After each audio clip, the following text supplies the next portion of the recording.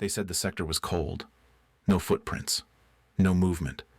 Bravo 8 was written off at hour 24. Extraction rerouted. Support pulled. But Jade stayed. 32 hours in, soaked and silent. She saw what the satellites didn't. The tributary ripple, low and wrong. One shape. No escort. No margin. She adjusted once and fired. By the time command rechecked the logs, the manhunt was over. Someone asked who cleared her to stay. The answer came quiet. She didn't wait for permission. The rain had not stopped in 20 hours.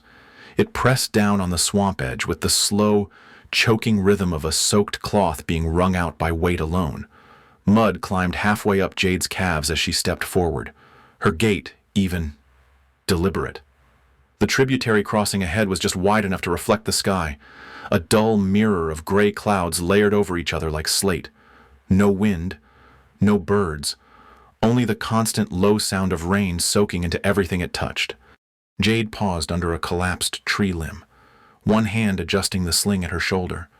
Her rifle was wrapped in oilskin, sealed tight, its weight familiar against her spine. She did not speak. Her breath was steady. One boot shifted forward again, breaking the thin film of surface water with a ripple that spread quietly across the reed line. The hike had taken her nearly an hour. The last 200 meters were done at a crouch, water past her knees, uniform soaked in silence. Her hair was tied in a tight coil under the rim of her cap, tucked forward to keep the runoff from slipping into her line of sight. Her gloves, once a neutral tan, were now the color of river clay. She moved with the rhythm of someone who had already rehearsed every step. The blind was where she had expected it to be, a wedge of woven mesh under a berm of brush, elevated slightly on a patch of packed rock just above the floodline. The climb was not difficult, but it was slick. She eased into the position without sound, unwrapped her rifle, and began her setup with the calm of someone repacking a kit she'd memorized a decade ago. She slid the laminated wind chart from the inner sleeve of her vest and anchored it under a stone fragment beside her right boot. The edges were curled, not from damage, but from use. Color-coded markings lined the scale, her own penmanship layered in small, sharp notations across the elevation margins. She didn't need it to shoot. She needed it to center. Each checkmark reminded her of where she was and what mattered. The rifle settled across her lap first, then into the narrow perch in front of the slope. The scope was capped. She left it that way while she opened the second pouch on her belt, retrieved a ration bar, and bit off one corner without pausing. The bar was dense, pressed oats, synthetic protein, meant to be chewed slowly. She didn't chew. She let it soften as she watched the horizon flatten. The tributary had no sound beyond the rain. Every few minutes, a drop from a leaf above would fall onto her shoulder or her cheek, but she never wiped it away. Her hand stayed close to the rifle. At the bottom of her watch face, a small red circle ticked forward. She did not reset the time. It still read 2200 from her step-off point the night before. She had never once cleared the counter on that watch. Every mission stayed on its own loop. A burst of static crackled softly through her earpiece. She tapped the comm switch without lifting her head and spoke the only words she'd spoken aloud in hours. Bravo 8. Eyes on. No one replied. They didn't need to. Above her, the cloud shelf moved slightly. Not fast enough to shift shadow, but just enough to suggest the storm line was rolling inward. Drones were down for the day, neutralized by the interference sweeping through the eastern band. The only eyes on the tributary crossing belonged to her. Technically, it was labeled a non-priority zone. The lead analyst had called it a courtesy post, a hold position while the real teams worked the upstream arc. She had heard the word warm body in the hallway before the briefing. She hadn't turned when they said it. The hide settled around her. Her rifle was braced, zeroed. Her optic adjusted for the low contrast on the waterline. She rechecked the anchor point for her pack, tucked the wind chart beneath her knee, and leaned forward just enough to catch the full view between the reeds. Jade didn't look at the time again. She didn't shift her weight. She didn't ask for new intel. She waited, listening to the way the water held its shape under pressure. She noted how the frogs had stopped calling 2 hours ago. She noted that one branch had shifted slightly in the far bank's tree line. She did not think about the other sectors. She did not ask whether her position mattered. That was not the assignment. She was told to observe and hold. She would. There was no glory in the stillness, no tracker, no spotlight, no tally board. There was only the tributary, the scope, and her hand resting against the pulse of the rifle she had never once let someone else clean. Jade adjusted the cheek weld, leveled the scope cap gently against the frame, and waited. She did not flinch. The operations tent buzzed with artificial light and filtered voices, the kind of ambient noise that came not from urgency, but hierarchy. Screens lined the front wall in a grid of overlapping maps and weather overlays, their glowing outlines flickering against the faces of the briefing team. Command sectors were drawn in broad strokes. Red lines marked predicted exit corridors. Blue arcs showed surveillance windows. Jade's name wasn't spoken when the first assignments were called. She stood against the rear support pole, silent, not because she had been forgotten, but because her presence was procedural. One of the analysts, a civilian in pressed fatigues too new to show wear, tapped a stylus against the edge of a tablet and muttered to the man beside him, "Give the monk the mud." The man didn't look up. He simply shifted the map view to the southeast quadrant and slid the display until a small tributary arc lit up in gray. It was tagged Sector Bravo 8. He circled it with one thumb and said, not quite quietly, "Hold vector. No drone coverage. Assign a passive asset." Another officer glanced over, his tone thin with amusement. "You mean her?" He didn't name Jade. He didn't need to. His voice rose half a pitch. "Well, she won't get bored. Just wet." Further down the table, the mission lead nodded. "Fine. File it. Eyes only. Don't reroute resources if it pings." A younger logistics coordinator, barely out of academy by the look of him, leaned forward from the second row. His voice held a clipped earnestness. "She's got 6 confirmed without follow-up. Not one wasted." The analyst blinked slowly, unimpressed. "Yeah, on paper. Doesn't mean she's adaptable. Methodical to a fault. That one." No one argued. The room didn't require consensus. It only needed process. A flight tech adjusted a relay board without lifting his eyes. Someone passed a coffee canister down the row. The sector map shifted again. In the center of the screen, Jade's name appeared in a blue box no larger than a thumbnail. It blinked once and held steady. No voice announced it. No call sign was read. The pilot beside the rear column smirked as he stepped past her, muttering under his breath, "Warm body to Sector 0. He didn't pause. She didn't look up. The screen flickered again as the map refreshed with elevation overlays. The room moved on to alternate paths and upstream intercept patterns. Bravo 8 faded into peripheral concern. The rain in the background of the weather feed showed consistent banding, high saturation, and predicted field loss of signal range across a wide zone. That data wasn't mentioned. It had already been considered irrelevant for her placement. Jade stood still. Her boots rested evenly on the flooring slats. One gloved hand held a rolled copy of her own field sketch, pre-drawn and sealed in a waterproof sleeve. It showed the very sector she'd just been given. She had studied its slope profile 2 weeks ago and color-coded the channels by flood risk. Her notes were laminated, not because she expected approval, but because she refused to improvise with guesswork. In her other hand was a compact Ziploc pouch of water tabs. She checked it without looking. rotated the seal, and returned it to her vest pocket. She did not take a seat. She did not interrupt. She already knew what the assignment was before the name had even appeared. Behind the front table, a mission controller muttered something about bandwidth prioritization. His voice barely registered above the shuffle of updated sector tags. He mentioned reallocating the high ground cam feed to a drone unit working Delta 4. No one asked who was watching the lowland crossings. It was assumed those zones would hold until extraction. The room cleared out in phases, one call sign at a time. Flight crews moved toward prep bays. Infantry units went for gear pairing. Intelligence staff closed out tablets and logged secondary routes. Jade remained a moment longer, watching as her name flickered one last time and then minimized into the background feed. Outside the tent, the light had shifted into that pale, unforgiving hue that fell just before another rain band. She moved through the gravel without sound. Her steps didn't echo. She carried no radio chatter. She didn't write down the assignment. She had already memorized the map.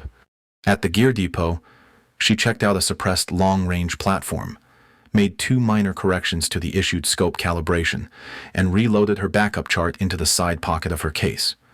Her uniform was standard regulation, but her pack configuration was custom. She did not speak during the final check. The quartermaster handed her the sealed ammo box without a word. No one saluted. No one looked twice. She passed the motor pool on foot, walked through the gate beside the satellite dish, and crossed the tarmac alone. Behind her, inside the sealed command tent, the map had already shifted to color updates for air traffic routing. Bravo 8 blinked once more. Then it faded into low-priority gray. The water had risen 2 inches since first light. It moved without sound, sliding past the base of the blind in a slow, uneven rhythm, too shallow to ripple, too persistent to ignore. Jade stayed motionless inside the thicket, her body half submerged beneath a camouflage weave that had begun to absorb the rain in layers. Her rifle was dry, sealed beneath its mesh wrap, but her sleeves clung to her skin like an extra layer of weight. She blinked once, slowly, and adjusted the placement of her right knee by a centimeter to relieve pressure on the joint. Then she stilled again. The tributary edge in front of her was flat as glass. A silver pane stretched between the banks. The trees on the far side had begun to lean from their own saturation. Branches arched with weight, leaves bowed under accumulated rain. Nothing moved beneath them. No figure, no shadow, no break in the waterline. It had been 18 hours since she had seen anything larger than a moth drift through her sightline. She removed 1 ration square from the side pouch and bit off a corner. It tasted of salt and compressed starch, but she let it sit on her tongue and break down slowly. Her gloves were damp. Her fingers had gone slightly numb from stillness, not from exposure.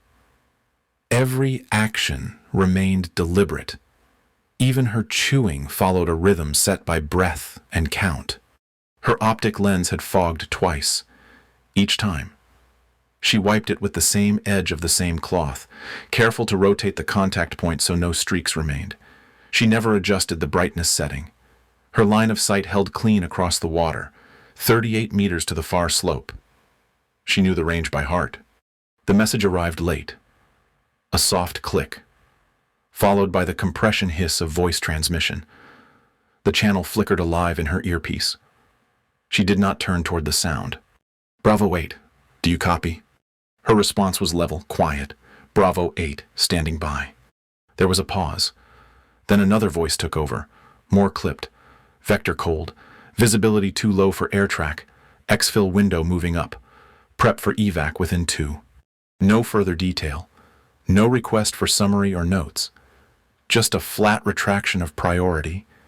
She didn't answer immediately. Her eyes never left the scope. The far edge of the tree line shimmered slightly, not from movement, but from the way the humidity distorted the contrast in her sight picture. She counted to 5. Then she tapped the side of her comm unit once, toggled it to standby, and powered it down. Her hand moved to the corner flap of her ghillie.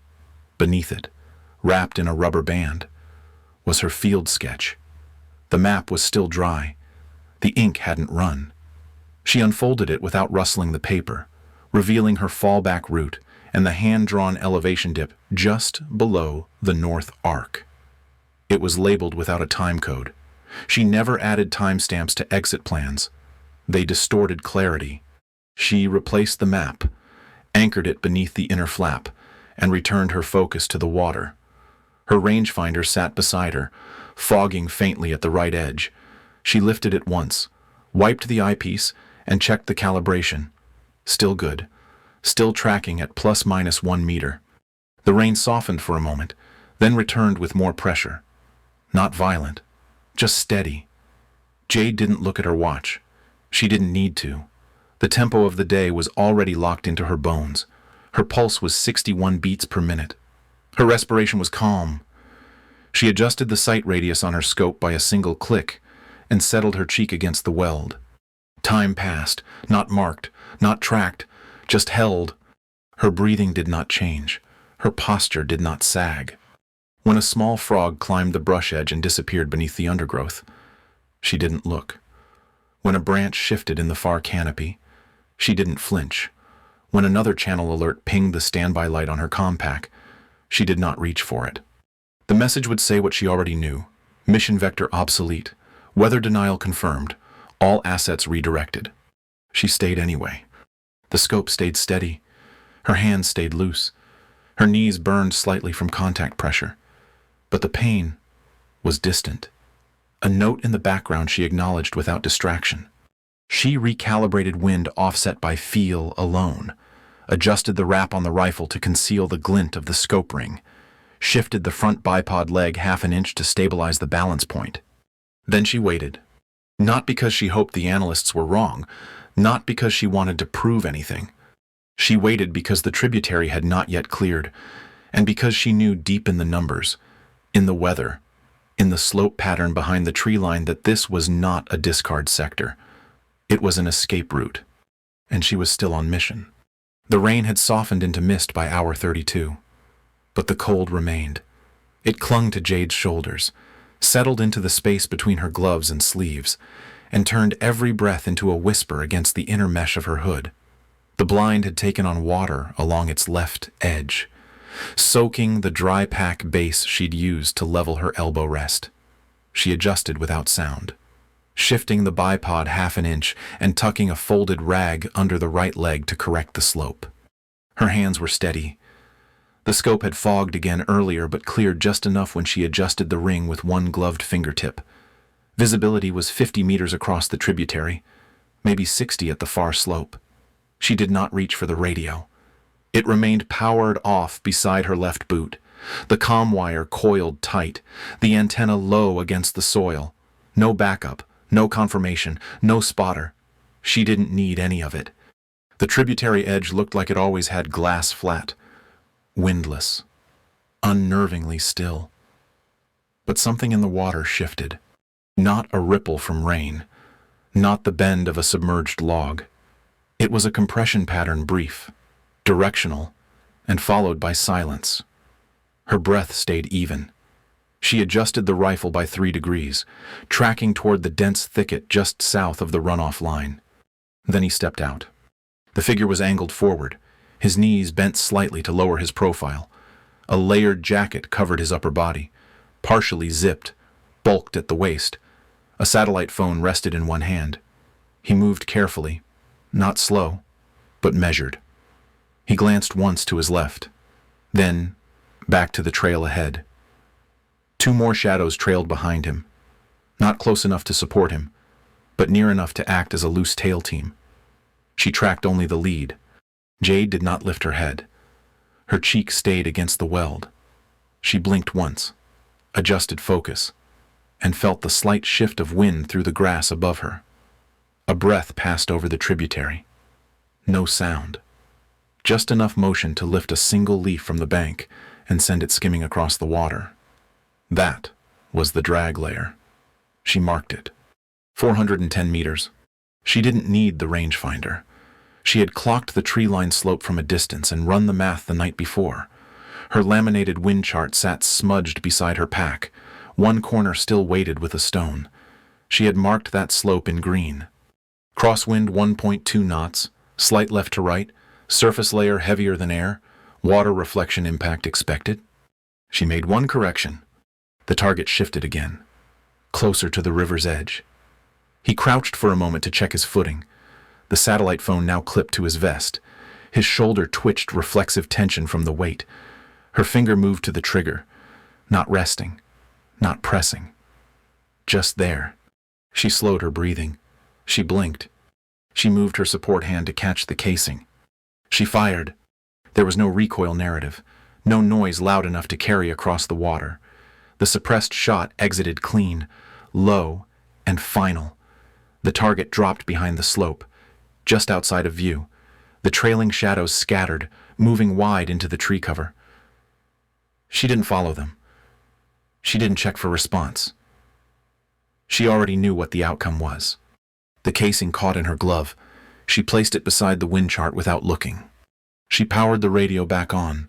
Static hummed for a breath, then leveled. Her voice was calm. Target down. Requesting visual sweep. Marked location. Bravo 8. She didn't repeat herself. She didn't elaborate.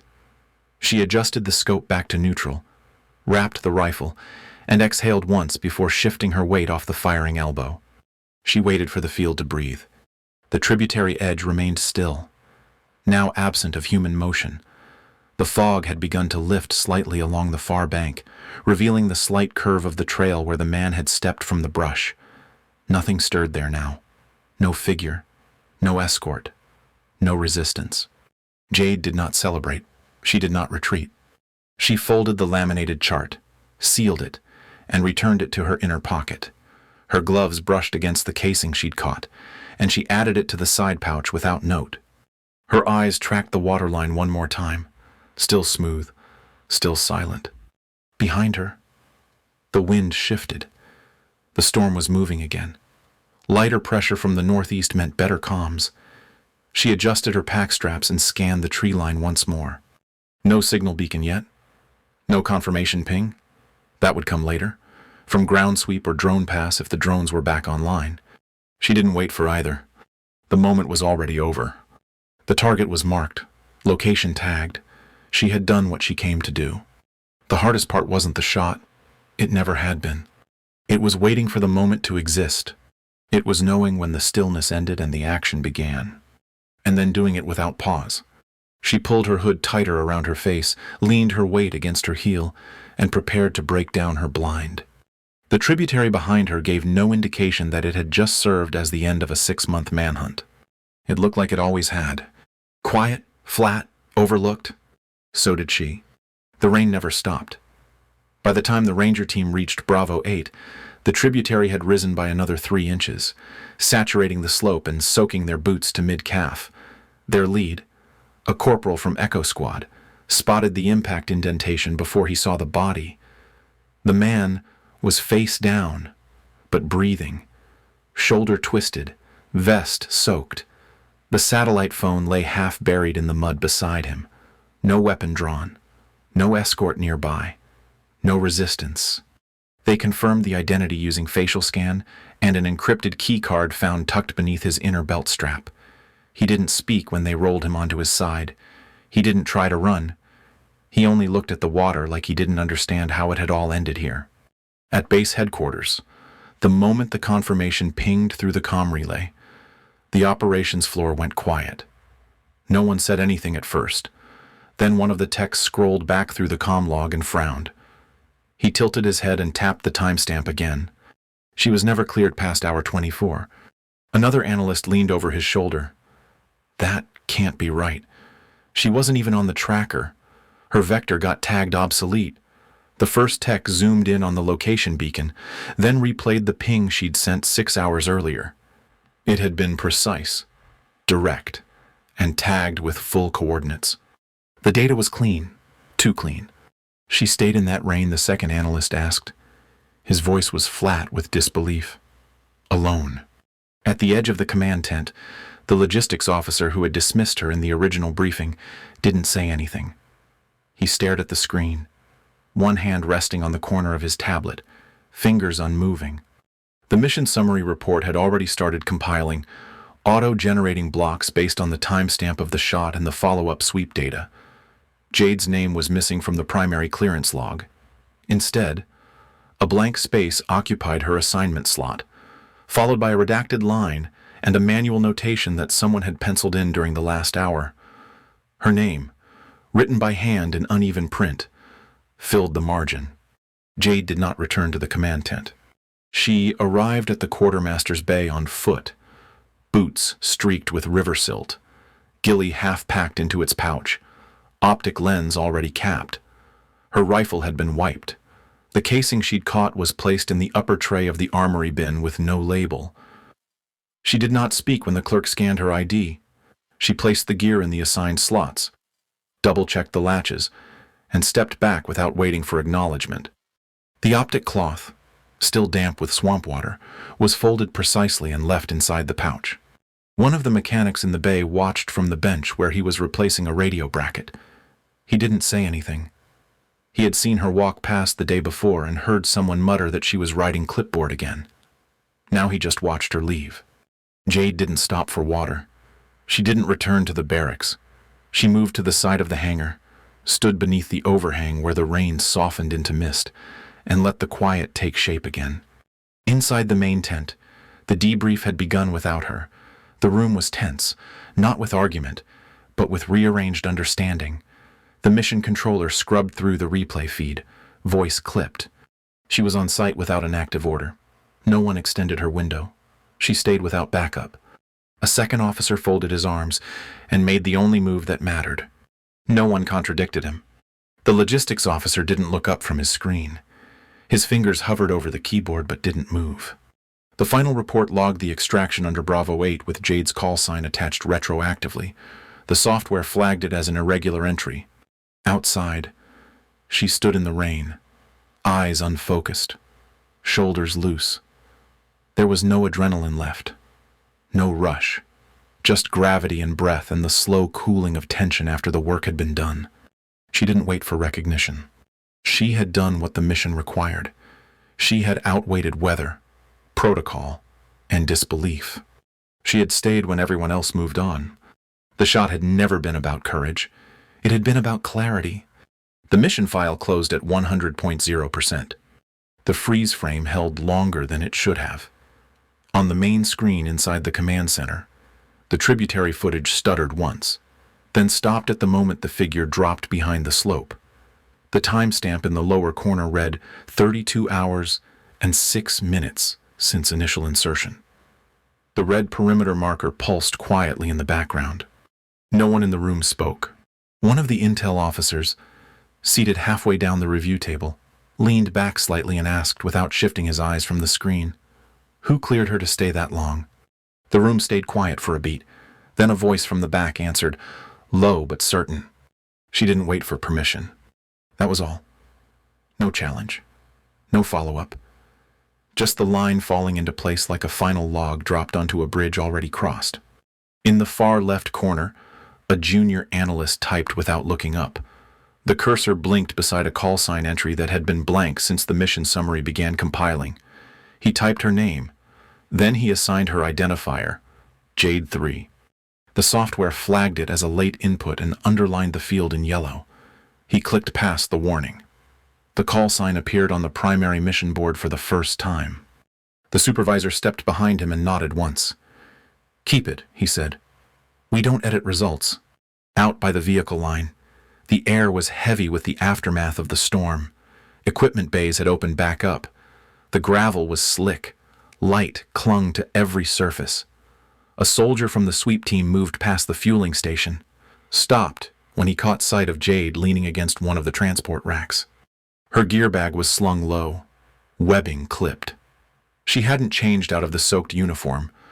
Her gloves were still tucked through the harness loop, water dripping from the cuffs. He walked over slowly, the kind of approach made out of respect, not hesitation. He had seen her once from the slope as the med team pulled the target up the bank. He hadn't been sure it was her then. He was now.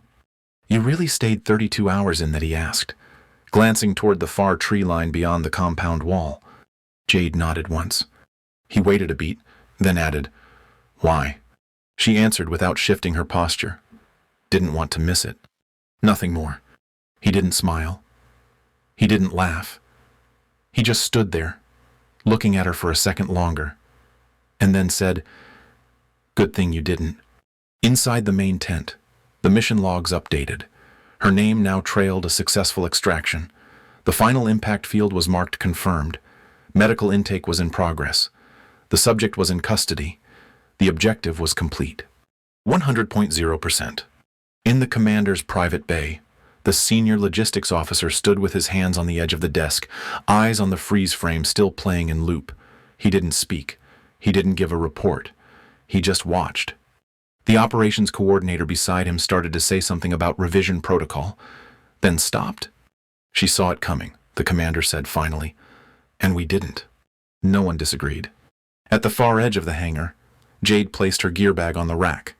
Her gloves made a soft thud as she clipped them to the webbing, not because they were heavy, but because they were soaked through. Her rifle was already stored. Her vest was unbuckled but still strapped. She adjusted the pouch placement out of habit, then stepped back and looked once at the board above the gear slots.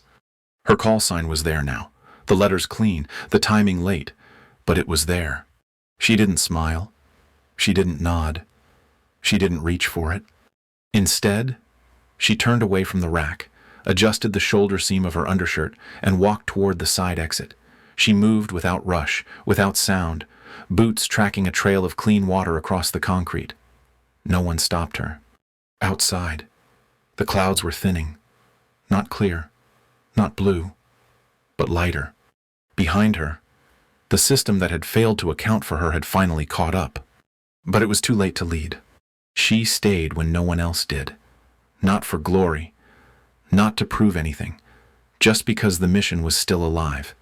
32 hours of silence, rain, and waiting not wasted, but earned. Jade's story isn't loud. It doesn't need to be. Her strength wasn't in being seen, but in acting when no one was looking. She didn't wait for a title, a signal, or permission. She trusted what she knew, and in doing so, she changed the outcome. Stories like this remind us that quiet resolve can carry more weight than any command, that being overlooked does not mean being unready, and that sometimes the strongest move is simply not leaving. If this story stayed with you, let us know. Share your thoughts in the comments, and follow for more quiet, powerful stories about those who act with conviction whether or not the world is watching.